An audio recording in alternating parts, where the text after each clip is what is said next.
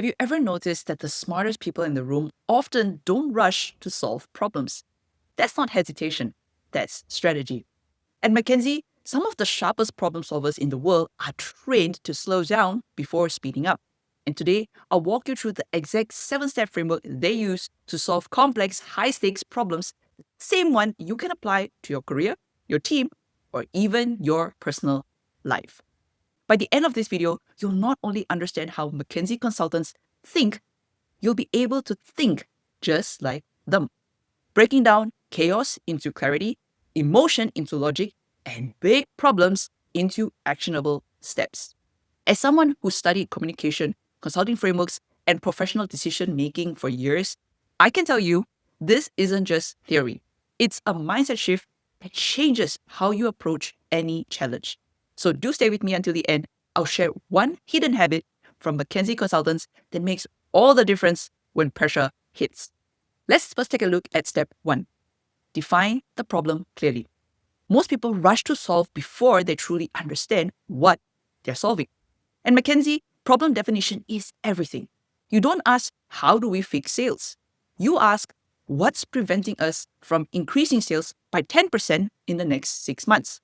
Example, if a company's profits are dropping, don't assume it's marketing or pricing.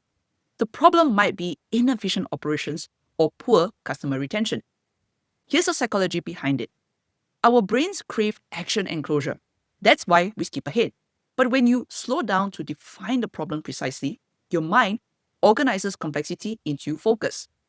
Clarity reduces anxiety and sharpens decision making. Step 2. Break the problem into parts, which is the MECE framework. This is where McKinsey thinking shines. MECE stands for Mutually Exclusive, Collectively Exhaustive.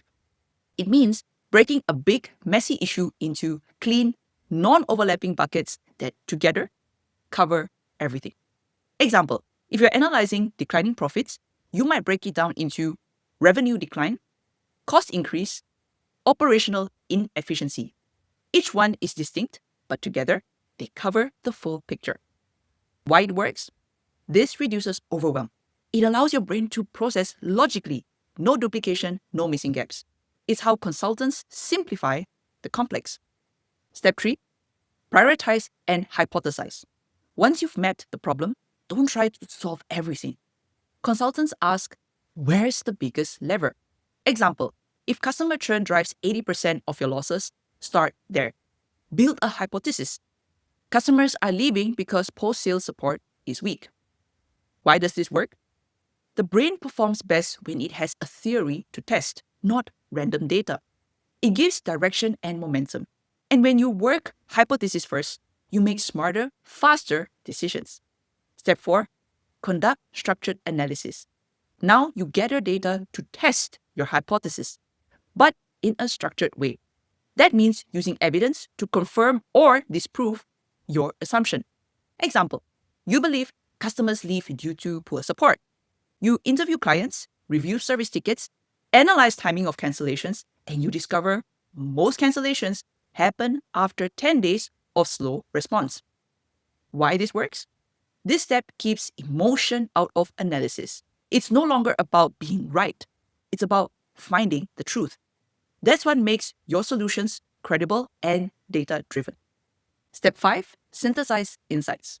This is where most people get stuck. They collect data, but don't connect it. McKinsey consultants synthesize by constantly asking, so what? Example, the data says response time delays cause churn. So what? Customers value reliability. So what?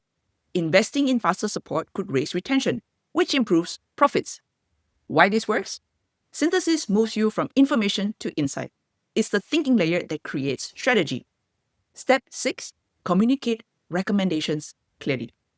You could have the best solution in the world, but if it's not communicated well, it dies in the boardroom. Example, instead of saying, we should improve customer support systems, try saying, by cutting response time by 30%, we can recover 2 million euros in recurring revenue. Why it works? Clarity and confidence builds trust. The human brain trusts concise, outcome-driven communication. It signals competence and leadership. Step 7, implement, test, and learn.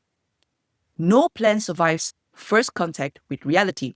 Consultants know that strategy is just the first draft. Execution refines it. Example, you roll out faster support systems, but find new issues emerge. Maybe staff training is the next bottleneck.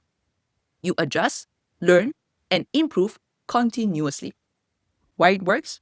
It builds resilience. Instead of fearing mistakes, you treat them as data points. That mindset, iteration over perfection, is what drives long-term success.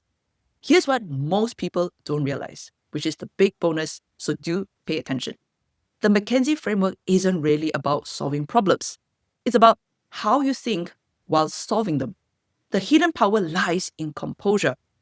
Every step trains you to pause, define, test, and refine instead of react. And that habit of structured, calm thinking, that's what makes people see you as confident, intelligent, and trustworthy under pressure. So the real secret isn't the framework. It's who you become when you use it. Let's recap the 7 steps. 1. Define the problem clearly. 2. Break it into parts. MECE framework. 3. Prioritize and hypothesize. 4. Conduct structured analysis. 5. Synthesize insights. 6. Communicate clearly. And 7. Implement and learn. If you practice these steps, you'll notice something powerful. You'll start responding to challenges with clarity instead of anxiety. Because true confidence doesn't come from knowing all the answers, it comes from knowing how to find them. If this video helped you, do comment below, "I'm building calm confidence," and subscribe for more tools on professional composure, problem solving, and emotional intelligent communication. See you in my next video.